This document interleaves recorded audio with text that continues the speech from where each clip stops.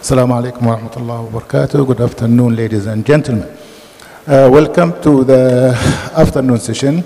Our first speaker for this session is Dr. Ibrahim Traif. He is a consultant hepatologist and an associate professor of hepatology in King Saud bin Abdul Aziz University. He will be talking about Wilson disease, its diagnosis, its management. Dr. Ibrahim, please, for all speakers, if you just adhere to the allotted time. Thank you.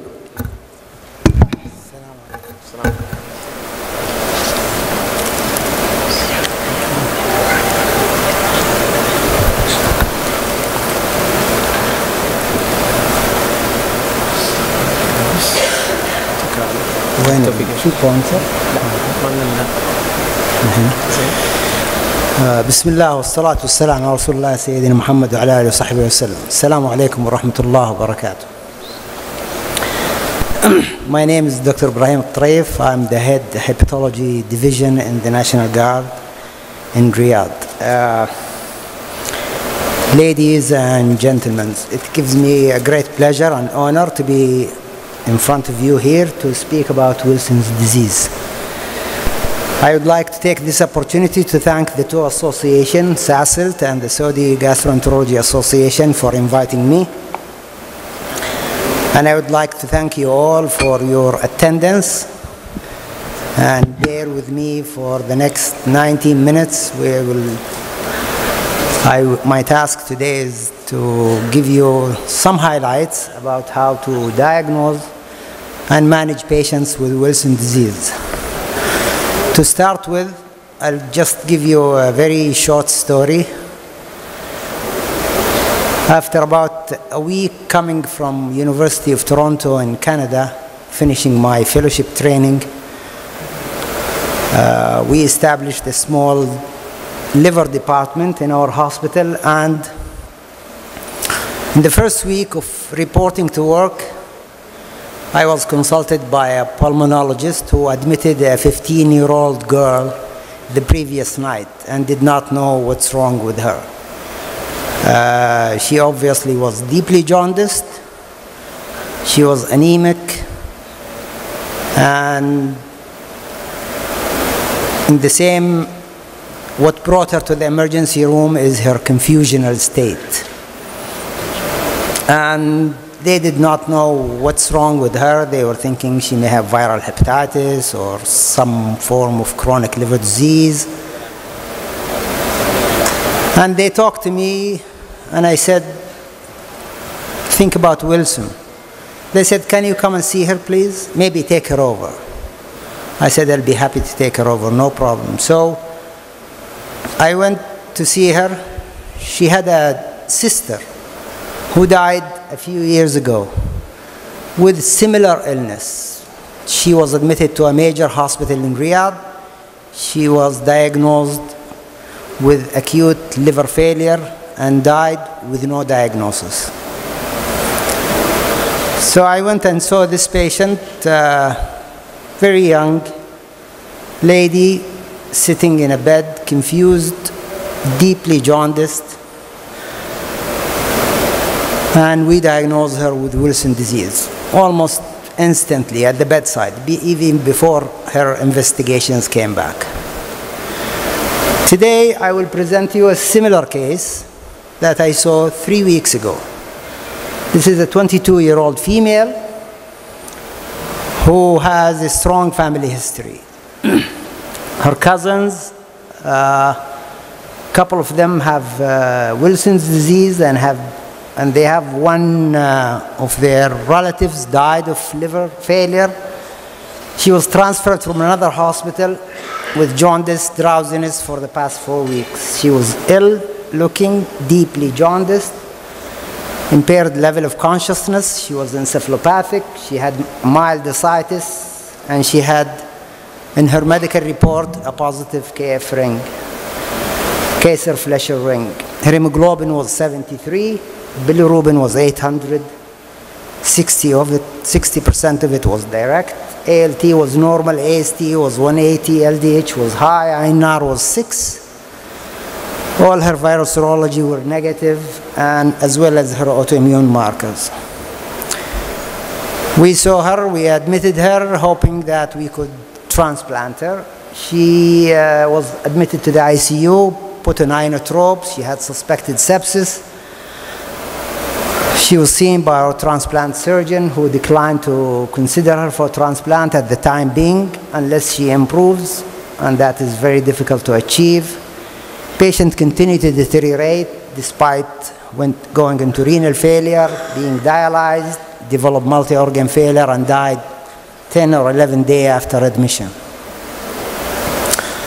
This is her picture in the ICU. You can see she's hooked to a dialysis machine, she's hooked to a monitor, she's ventilated, she's probably septic, she's got multi-organ failure. And she died, unfortunately. This is not the first case, nor the last case I've seen. I've seen many cases like this in the past. But the beauty about this case is that they present in a dramatic fashion, and they die in a dramatic fashion, unless a timely liver transplantation is done for them. And very few of them in this country can be transplanted, mainly because of the scarcity of organs. Patient usually has about few days, very small window where he can be transplanted afterward. Multi-organ failure sets in, sepsis sets in, renal failure sets in, and the patient usually becomes no longer a transplant candidate, and they die. The beauty about these cases is that you diagnosed one patient, yet the family of this patient has a lot of members that have Wilson disease that have not been diagnosed yet. And this is where our work should be concentrated once we lose these patients. And the initiation process for family screening should start at that moment in time, not at the time when the patient dies and all the family leave the hospital premises. So going back to Wilson's disease, it's hepatolytic degeneration, as first described by the person who described this disease. It's inherited as autosomal recessive, and the gene has been identified for Wilson disease in 1993 in the ATPase7B, which is important for the transmembrane transport of copper. It's located in chromosome 13. The gene expressed mainly in hepatocyte and function as a transporter to copper to be excreted into the bile. Absence or reduced function of this enzyme leads to copper accumulation in the body, not just only in the liver, but also in other organs, and lead to damage, such as the brain, kidneys, corneas, and other places.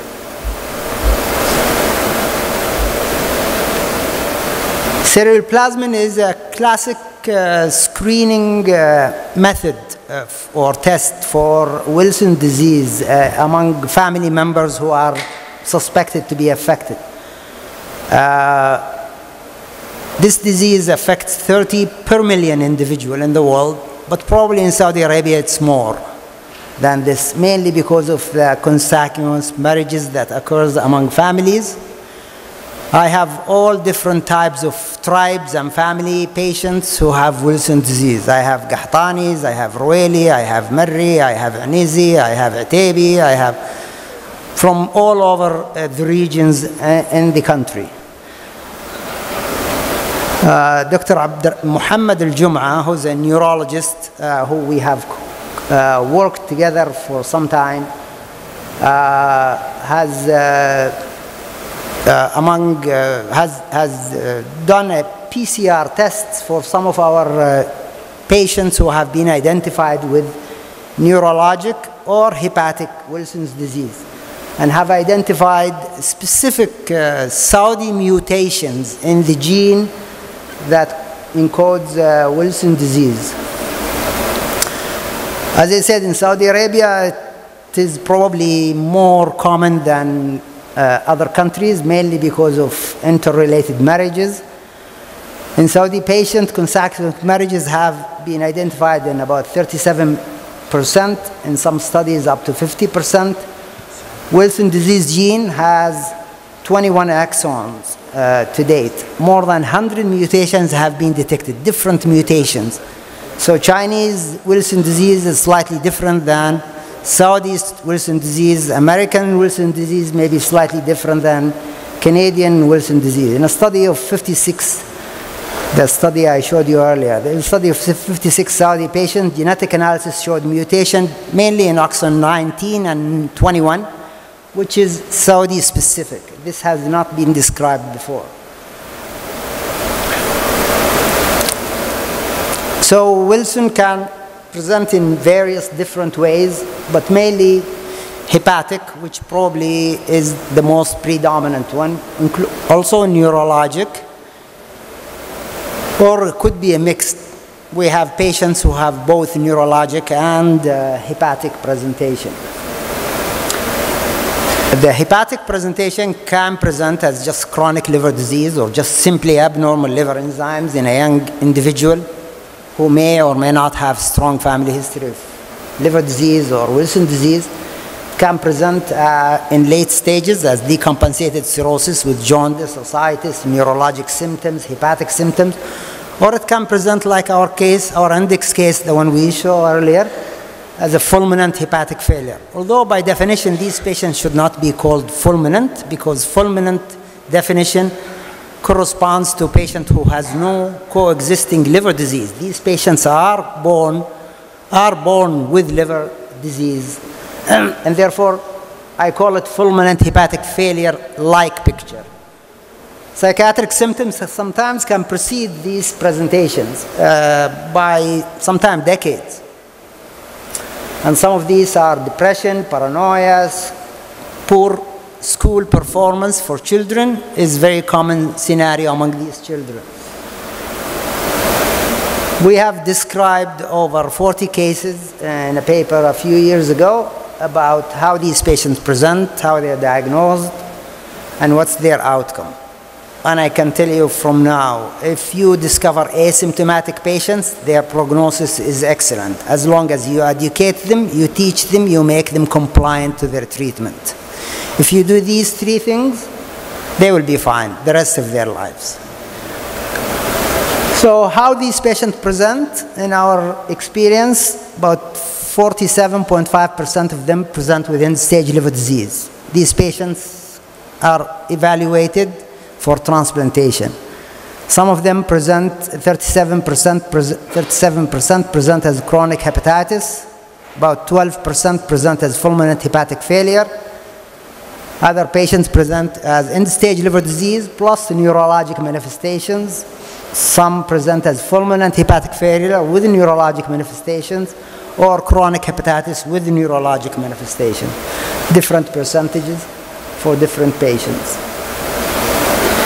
When you diagnose these patients, liver biopsy is a very essential, important component of diagnosing these patients. Because sometimes the screening test, the overall picture, you need to add up the different pieces of information to make that diagnosis.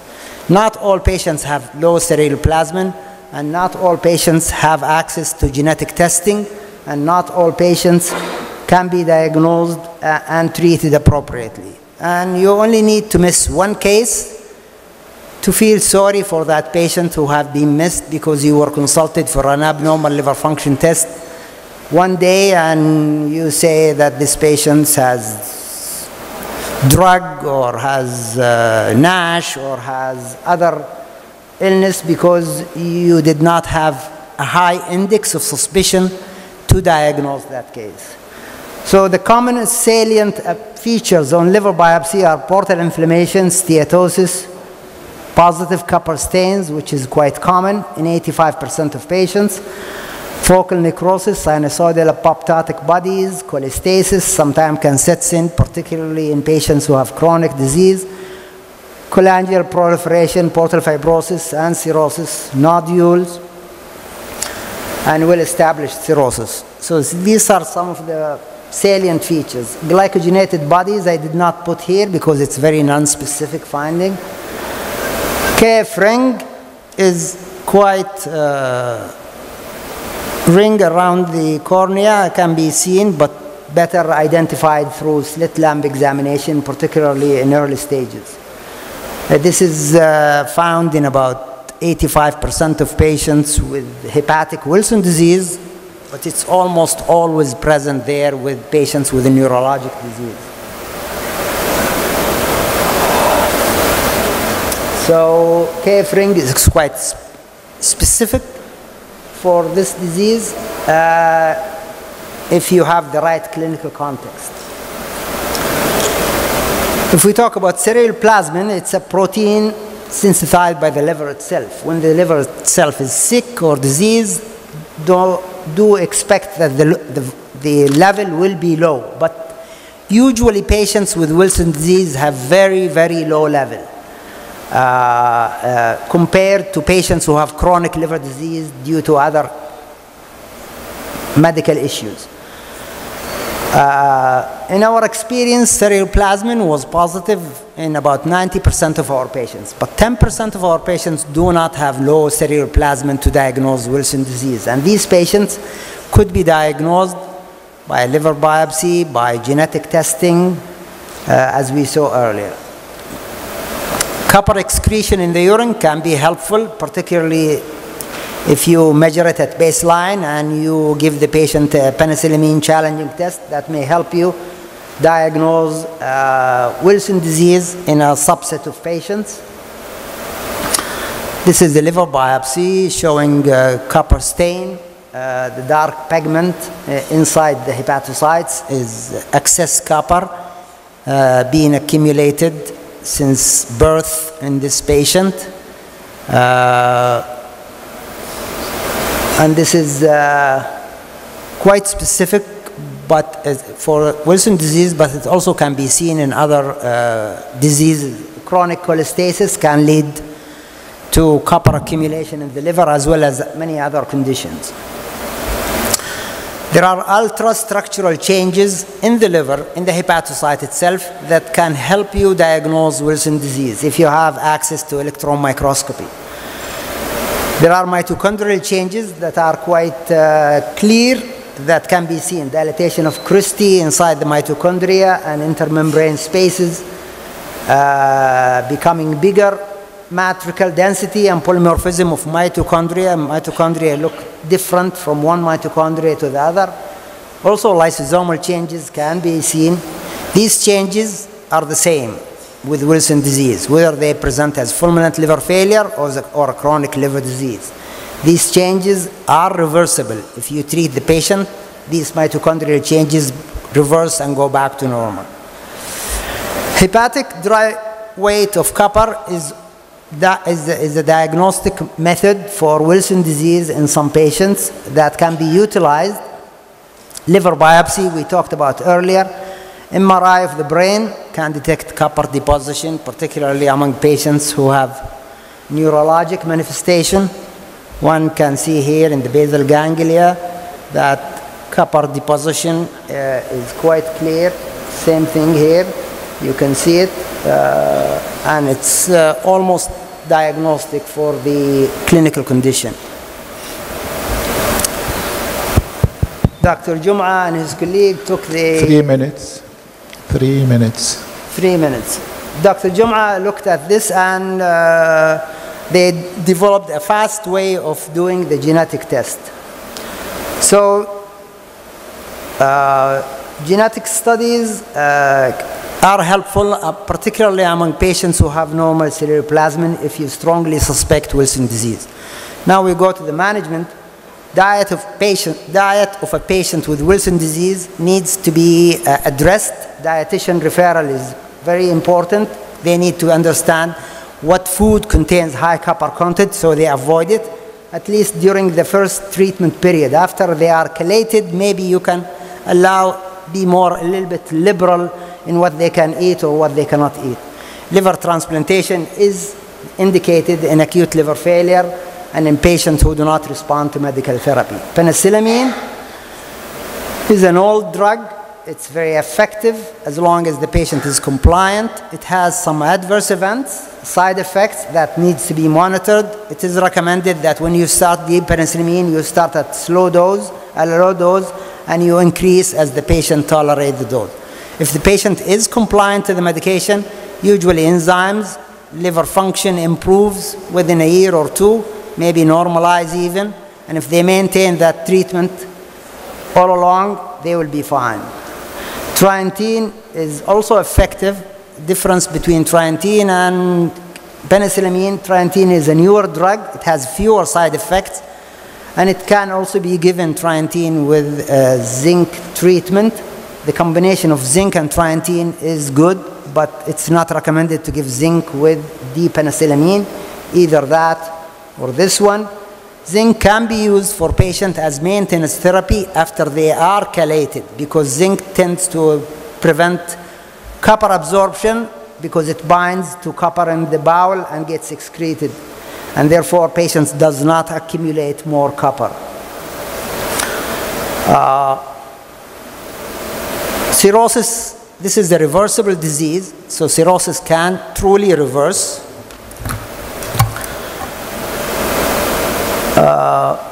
This is molecular testing again for Wilson disease. I will summarize and say that fulminant hepatic failure-like picture is a dramatic presentation of Wilson disease, and it's usually fatal unless liver transplantation is done.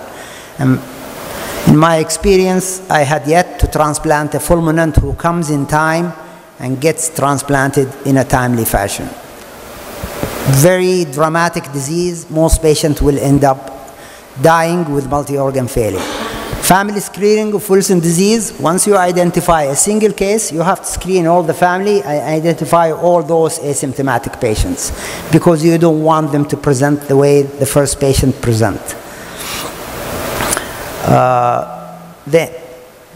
Once you diagnose a case, particularly like our case, dramatic case, you need to initiate the process of screening, because once the patient dies and the family takes the patient, you probably will never see them again. And it's time to do the screening test right then and there, and initiate it at least. Our patient's death was preventable had she been screened when her other relatives have been diagnosed.